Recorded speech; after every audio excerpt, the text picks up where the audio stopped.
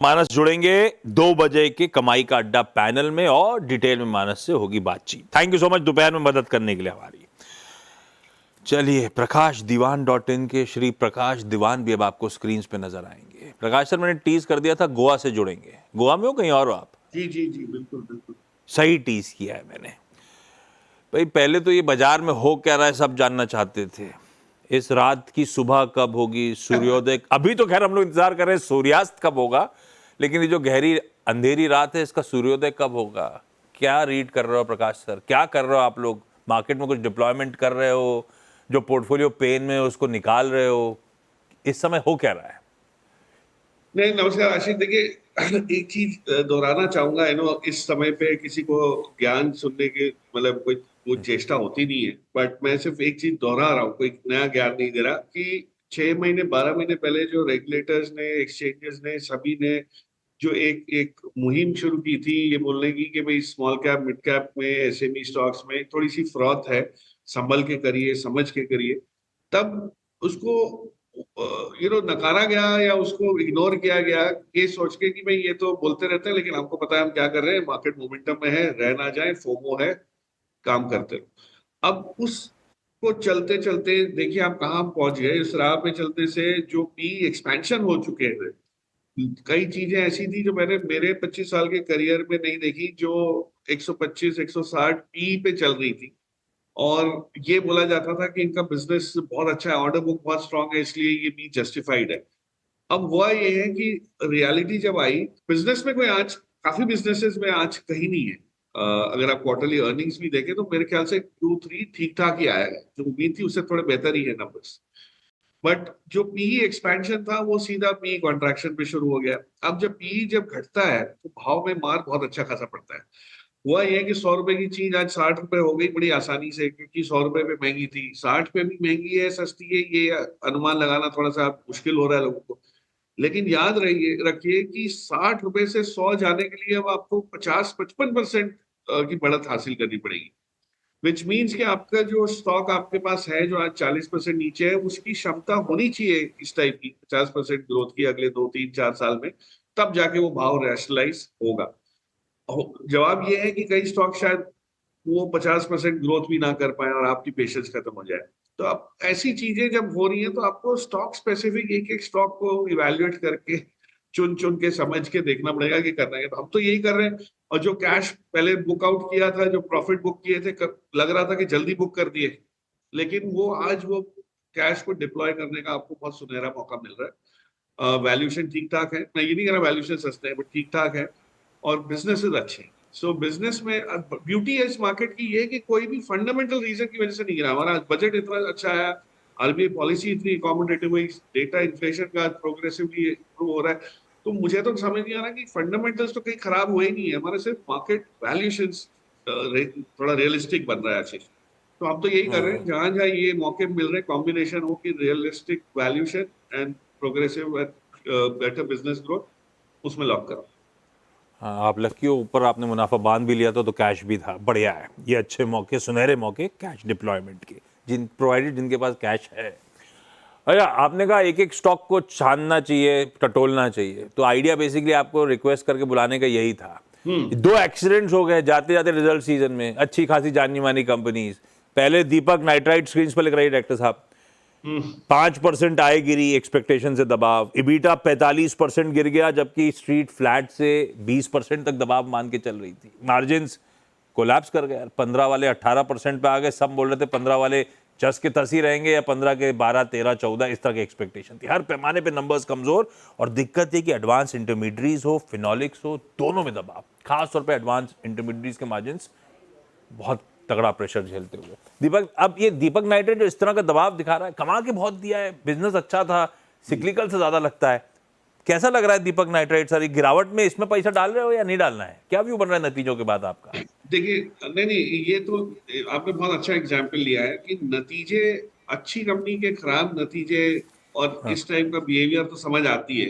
But इसमें दुविधा ये होती है कि ये नतीजों में, ये प्राइस में सब कुछ नतीजे की नेगेटिविटी आ गई या अभी बाकी है। तो मैं हाँ, आपको एक ही चीज बताऊंगा, फिनोलिक्स में जो एक्सपेंशन किया है दीपक नाइट्राइट ने कुछ पिछले 2 3 साल में, काफी पैसे लगाए, केपेक्स लगाए, हाँ, उसको सुधरने के लिए उनको मार्जिन इंप्रूवमेंट दिखना पड़ेगा, तभी वो रिटर्न रेशियो सुधरेंगे। इतनी बड़ी कैपिटल का जो रिटर्न है वो तब आना शुरू होगा। जो एडवांस इंटरमीडिएट्स का वीकनेस का सवाल है वो दिखा रहा है कि प्राइसिंग पावर अभी भी नहीं है।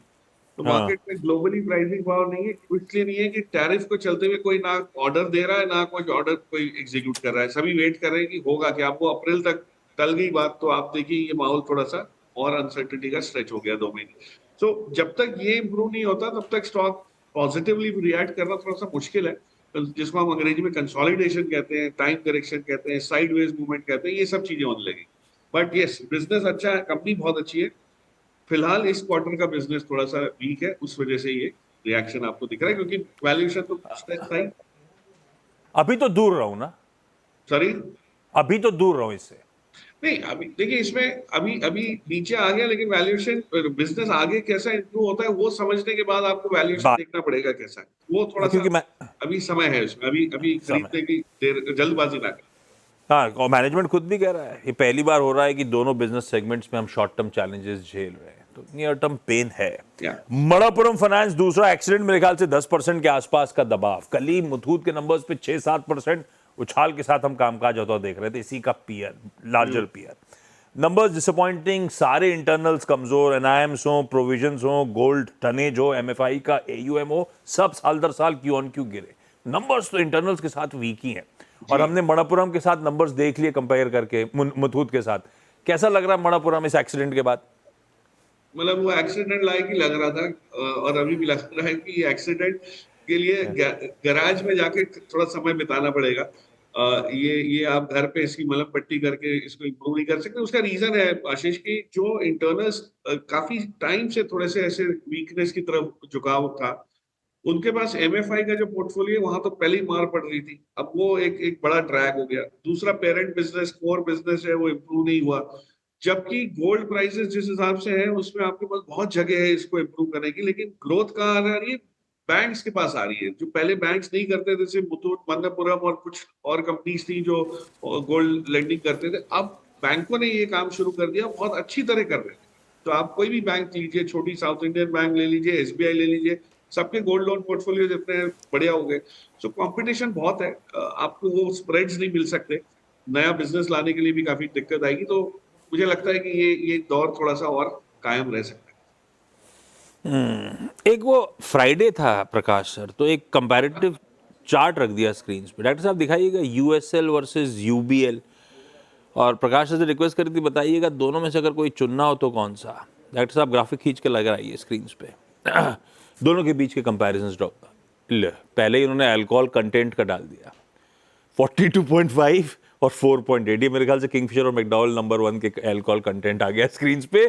पर ये दोनों के पीछे कंपैरेटिव एनालिसिस है। एक 9% पे यूबीएल के मार्जिन, यूएसएल के 18% के आसपास। पेज फ्लिप होगा। ग्रोथ रेट्स यूबीएल के बेहतर रहे हैं, लेकिन प्राइस अर्निंग मल्टीपल्स जो कमांड कर रहा है यूबीएल यूएसएल से कहीं ज्यादा। प्रकाश सर, दोनों में से कोई एक विकल्प चुनना हो इस इंडस्ट्री में, आपकी पसंद क्या है? नहीं, तो ये मैंने पहली बार एनालिसिस देखा है जिसमें अल्कोहल कंटेंट का भी समावेश हुआ है, तो उसके लिए बधाई इतनी डेप्थ में जाने के लिए। बट जो जो कंटेंट बिजनेस कंटेंट है उसके ऊपर अगर मैं फोकस करूं तो मुझे लगता है इन दोनों का एक साइकिल बहुत अलग चलता है। जो हाँ। 2 क्वार्टर बियर सेल्स के लिए अच्छे होते हैं, वहां शायद विस्की सेल्स इतनी ज्यादा समर्स में नहीं वो होती, और रिवर्स फॉर विंटर्स। लेकिन जो यूबीएल की कमेंट्री आ रही है वो बहुत ही एक्साइटिंग है, जबकि नंबर्स इतने स्ट्रांग नहीं थे।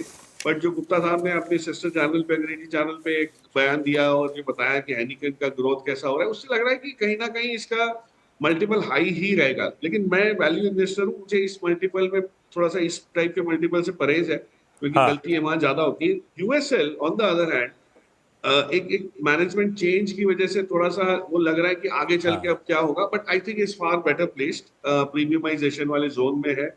और जो सेल्स ग्रोथ आगे चल के दिख रही आ सकती है डियाजियो के आने के बाद, और जो ग्लोबलाइज हो सकता है। और अगर यूके के साथ कोई अग्रीमेंट हो गया तो यहाँ से माल आपको यूके भी बिकने लगेगा, यूके से माल यहाँ आने लगेगा। तो ये जो यस। चीजें हैं ये बहुत पॉजिटिव हो सकती है। So I would still prefer USL as compare to UK.